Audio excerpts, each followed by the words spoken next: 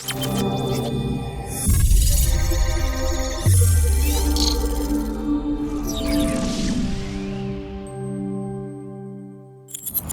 guys, welcome again to Earn Money at Home Worldwide, and right now we will have another video presentation of Trading Tips 101.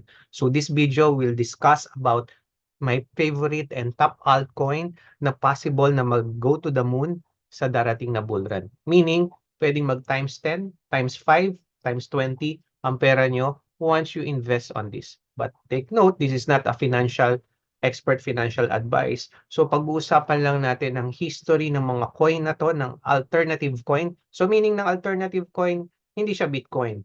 Okay, mga alternative. May mga main coin. Ethereum is already main coin. So may mga sarili ng blockchain tayo dyan. Pero pag-usapan natin, ano nga ba itong mga altcoin na pwedeng umangat ng malaki sa darating na bull run?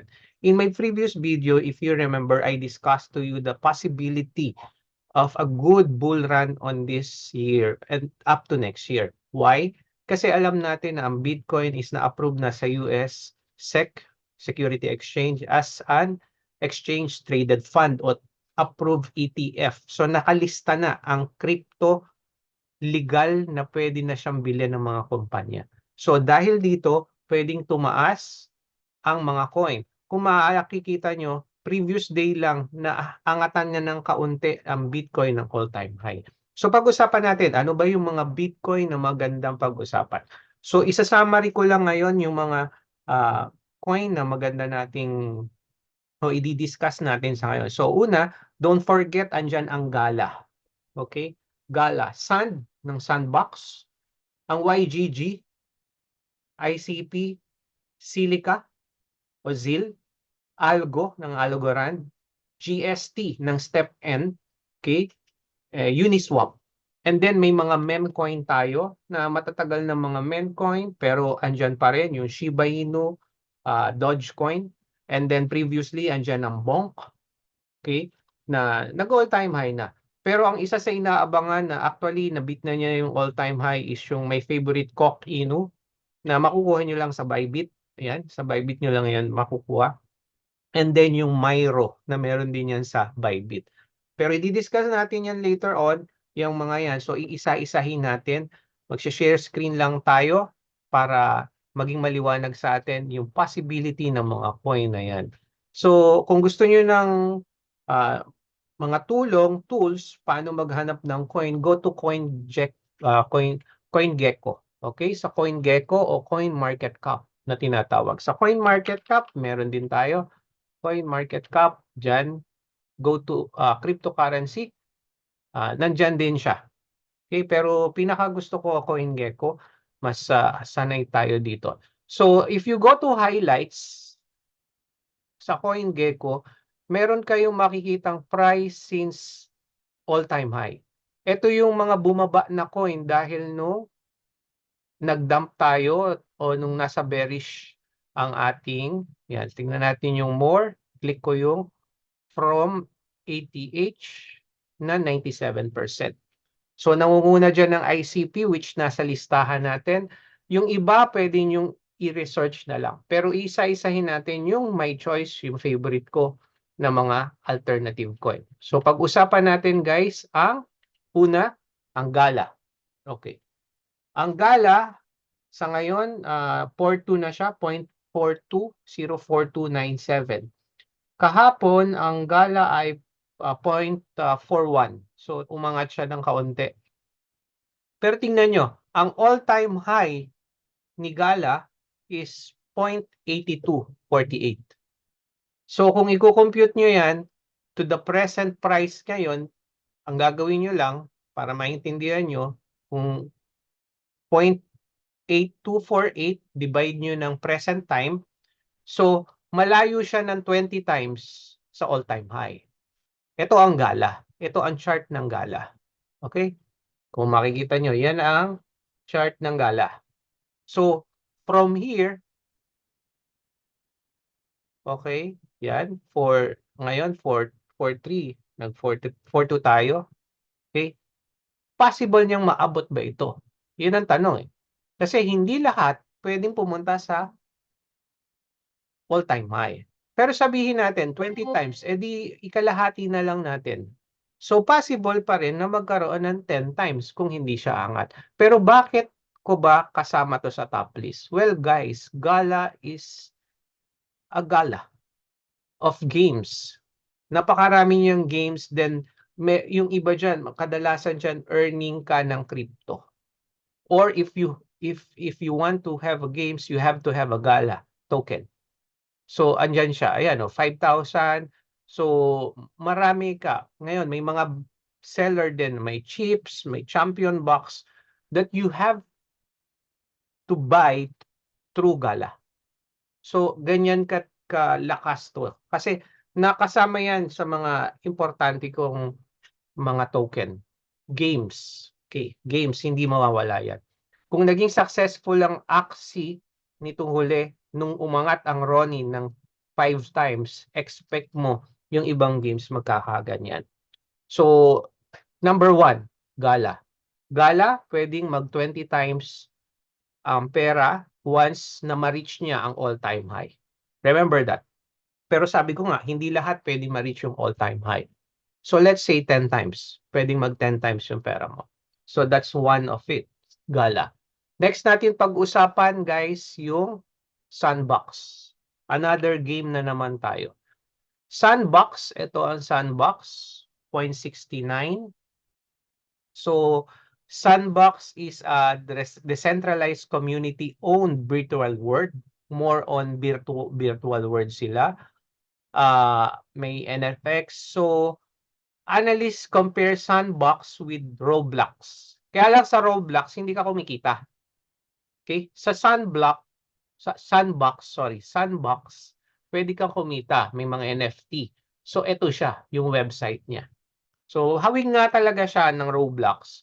Pero the good thing is, here, kung nasa crypto ka, you have to buy, you can earn, kung ano-ano man. So, related pa rin sa game. So, gaano ba kalayo ang all-time high ng Sandbox? So, ngayon is 0.69, $840 nung November 25, 2021 ang all-time high niya. So, possible guys, pwedeng mag 12.6 times. Times 12 na lang natin kung marireach niya ang all-time high. Remember, ang Bitcoin, na-reach niya na yung all-time high. So, possible, yung mga promising altcoin, ma-reach din niya ang all-time high. Hindi yan imposible. And then, kung titignan niyo yung layo nito, all-time high sa present price niya, still we have 12 na sinasabi natin. 12 times, pwede. Yan. So, ito siya guys, ang chart niya. Okay? So, andito pa lang tayo. Ang tina-target natin ay dash line tayo, dash line. Yan. Ang tina-target natin is somewhere here, yung 8.4. So, expect mo, Sandbox ito, related dito sa games, may possibility na naman na tayo ay mag to the moon 12 times. Okay? To the moon tayo na 12 times. Okay, next coin tayo. So, nandyan yung Gala, Sandbox, YGG. YGG tayo. YGG. Bakit si GG? YGG. Yield Guild Games. So, Yield Guild Games is the world's first biggest Web3 gaming guild where players can find their community, discover games, and level up together. So, community token ito ng YGG. So, YGG is composed of guilds. Nagpapa-contest sila, lahat sila. Pero sa mga contest na yan, kailangan mo rin ng YGG token. So, games na naman ito, guys. Related to sa games, community token nila to. Itong YGG na tinatawag. Yield Guild Games. So, YGG is committed to provide opportunities for each member to achieve success in Web3 gaming. So, ganyan kalakas din yung YGG. So, kung titingnan mo ang present price ng YGG token is 0.64. Okay? Pero ang all-time high niya is $11. Okay, so kung sa $11 na yan, pumapatak na sa 18 times ang pwedeng itaas ni YGG.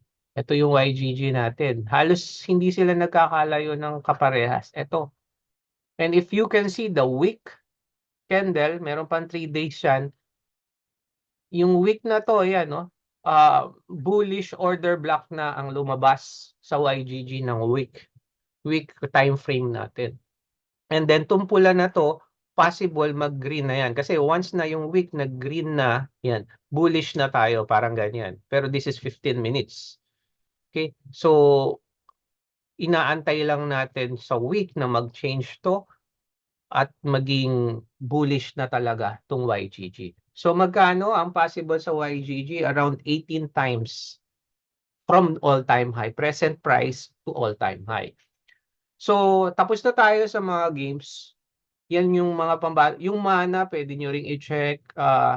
And then, later on, meron akong papakita sa inyo. Kasi malayo, mga all-time high, mga bagong games. Ipapakita ko rin sa inyo yun later on. Okay? O singit ko na ngayon para mas maganda. Ang isang pwede nyo tignan, guys, yung kinatawag nating una, RON, of course. Kaya lang, malapit na siya sa all-time high ng AXI. And then we have bago itong Immutable X na tinatawag, IMX website. So, tingnan natin. So, hindi to kasama sa mga main na listahan ko, guys. Additional tip lang to. So, ito rin ay kasama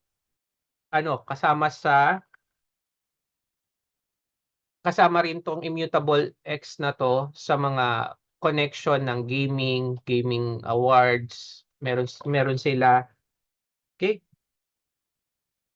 sa gaming award. So, ang maganda dito sa Immutable, bago lang to. So, promising pa rin to.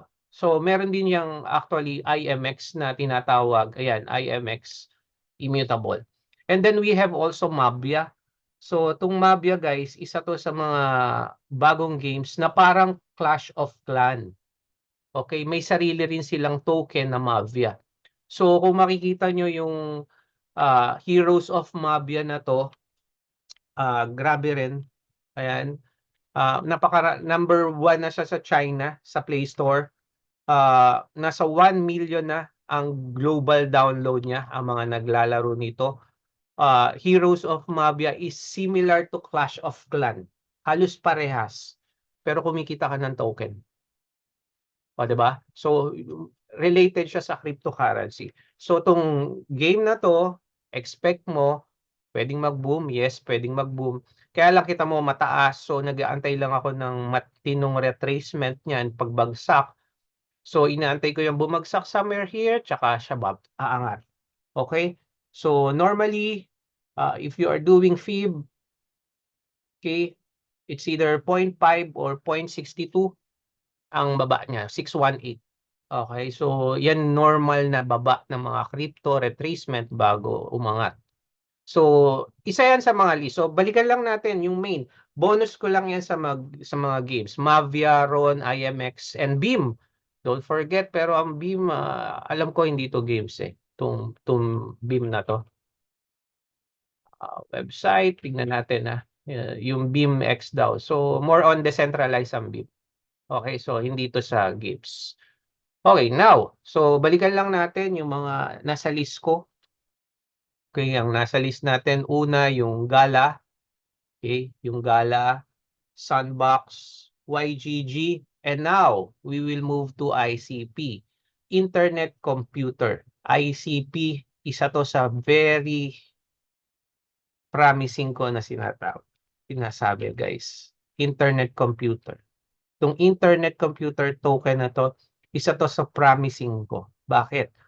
So, Internet Computer Blockchain incorporates a radical rethink blockchain design powered by innovation in cryptography. It provides the first world computer blockchain can be used to build almost any Web2 online service and Web3 services, including social media services.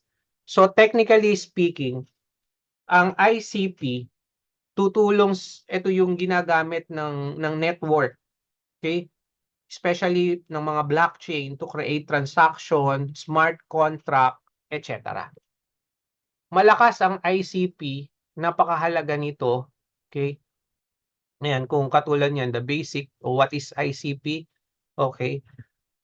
Autonomous serverless cloud functionality to the public internet, making it possible to build almost system service entirely on the centralized network using canister software and evolution of smart contract.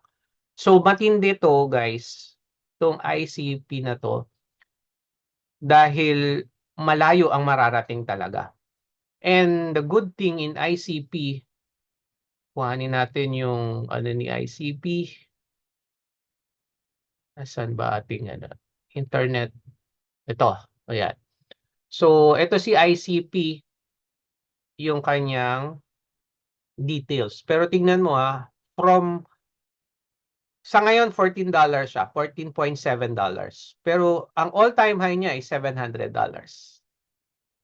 So, dahil dyan, we are talking about 46 times ang layo niya sa all-time high. So, let's say na lang, hindi siya posible sa 46 times. Hindi niya maabot yung all-time high niya na 700. Pero maabot niya yung, sabihin natin, ang gitna nito, 350. Okay? So, 350 divided by mo ng present time natin na 14.7. Okay? 14.7. 23 times. 23 times ang possible mong makuha. Pero kung babalikan natin ang fundamentals ng ICP, meron siyang DeFi, meron siyang NFT, meron siyang games, Metasport, meron siyang social media, metaverse. Yan ang mga gagamitin ng ICP. So kung makikita nyo, fundamentals itself speak about ICP. How will be it big or bigger sa mga susunod na panahon? Lalo na itong bull run. So that's ICP. Okay? So, isa yan sa mga bet natin, 46 times. So, pag-usapan naman natin ang isa pa, yung Silica, Zilla na tinatawag. Okay, yung ZIL. Yung ZIL na tinatawag or Silica. Okay, sa Zilica tayo. So, present price niya, 0.3599. Ang all-time high niya is wala pang 1 cent. Nung 2021 ang kadalasan na laging yung 3 years eh. Kasi 3 years ago yung last bull run. 0.2554. So kung ititingnan nyo yan, 7 times lang. Ano? Pero it's still promising kasi Silica is a token developed 2017. Based naman siya sa concept ng sharding, improving scalability of the cryptocurrency network in case of Bitcoin or Ethereum. So, ayan ang Silica na website. So, design, build, and use powerful DApp. So, normally, yung mga gusto ng DApp to create, no? Yan, no? Enabling you to create DApp. Yung mga DApp, guys, decentralized application, yan yung mga ginagamit ng karamihan na natin ngayon, no? Gusto mong gumawa ng isang app na decentralized application, okay, sa blockchain, using Silica. So, very promising pa rin tong token na to. And then, Silica, 7 times yung possible na token na makuha mo. Okay. Now, we'll go to Algo. Okay, Algo, isa rin. So, Algo is a very good token ng Algorand. Okay? Bakit? Token, ito yung pwedeng isa sa centralized crypto exchange naman. So, centralized crypto exchange, the most popular exchange to buy is, pero meron din siya sa Bybit, guys, no? Sa Bybit, pwede tayo sa Algo. Now, from Algo, if you can see Algo, bakit promising to? Ang 0.2697 ang present ano niya. Okay? 92.97. So, all-time high niya is $3. So, ang ginagawa natin dyan, ganito lang guys, para makuha ng iba, no? Paano ko nakukuha yung multiplication kung ilang times ka possible. So, 356, divide mo lang sa present price niya, 0.27 na. Okay, 0.27. Ayan, 13 times yung possible mo dito sa Algo. Okay? Algo, double check ko lang. Algo, all-time high is 3.56. Okay, 3.56. And then, okay, nagkapalit tong aking ano.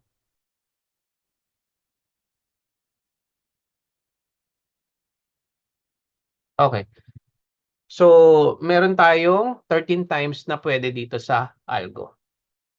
Almost 14 actually yan, guys. Almost 14 ang algo. Okay? So, yan yung algo natin. Algorand.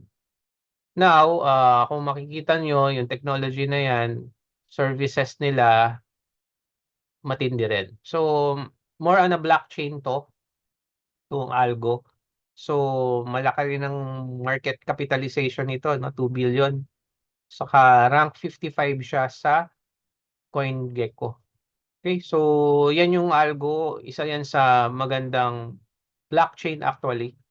Powerful, most and sustainable blockchain. Ang mission nila yan, so technology innovation sila. And then ang dami nilang services.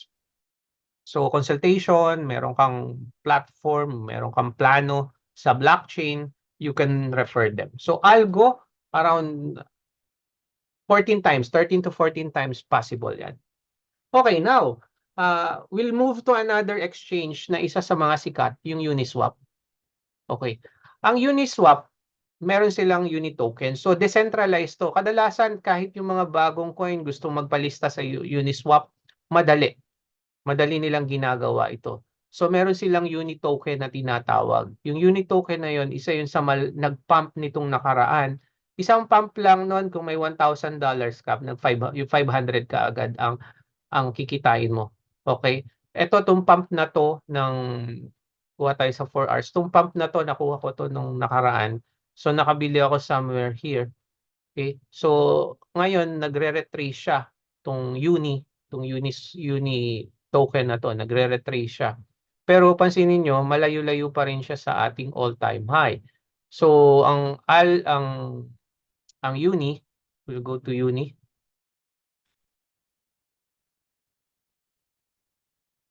Ang uni is $14 now, 14.9, pero 44 ang pinanggalingan niya. So medyo maliit yan kung titingnan natin. 44.92 divided by 14.92. Okay, so around 3 times lang ang itataas niyan. Pero, ito ang masasabi ko. If you remember BNB ng Binance, dati pinamimigay lang nila yan. Nag $1, $2, $3. Hanggang ngayon is $400 na. Dati ano ang BNB? Okay. Pero ang Binance is a centralized trading platform. Ang Uniswap is decentralized. So yung community niya mas malawak kasi decentralized siya. Magpapalista lang yung isang coin dyan, pwede mo nang iswap, etc.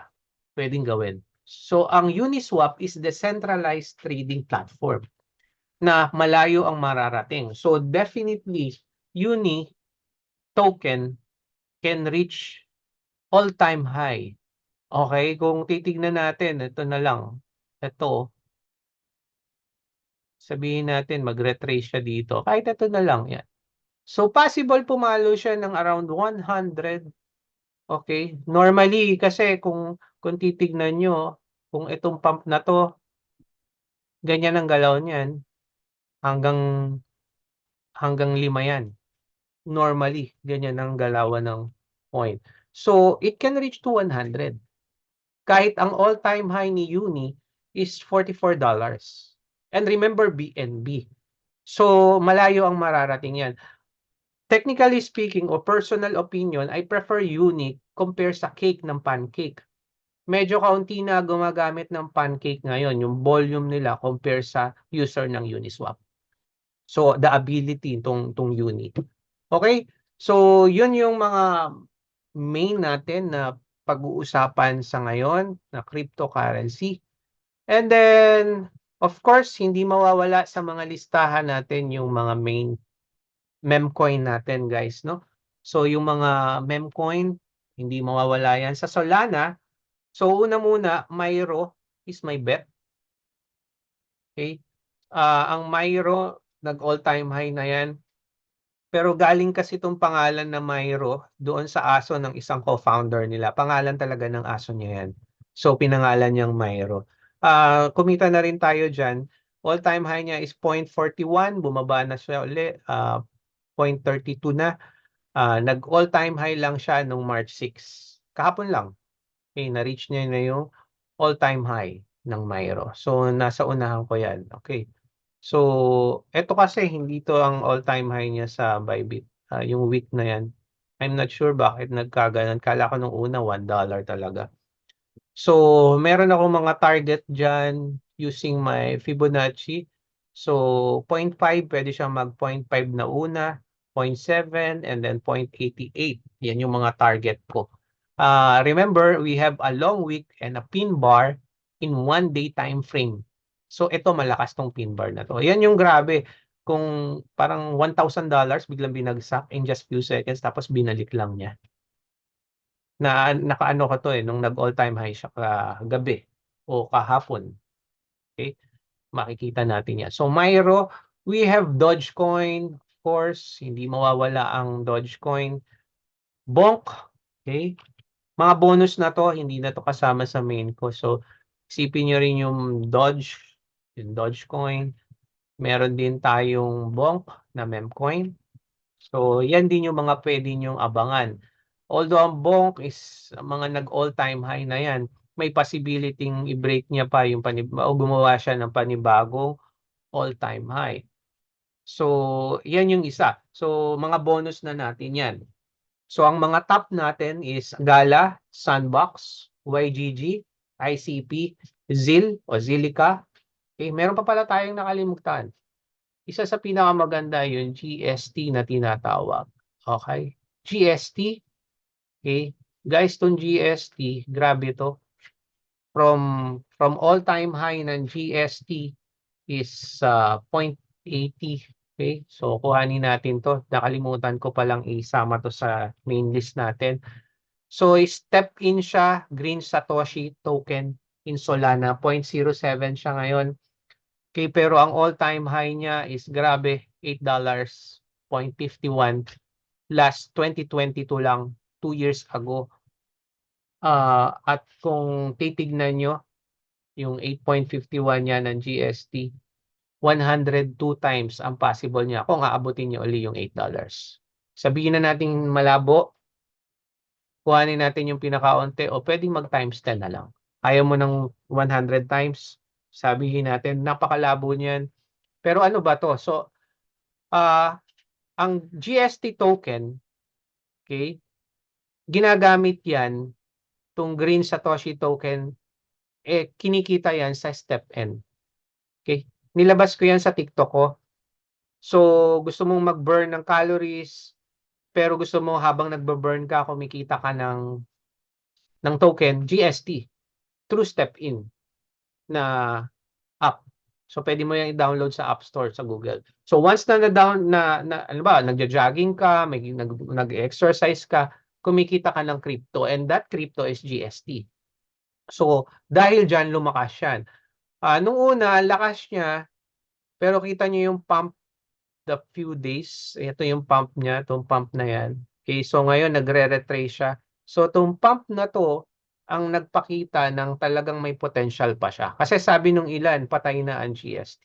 But imagine, the difference between the present price up to the all-time high is 102 times. So, yun yung difference ng GST.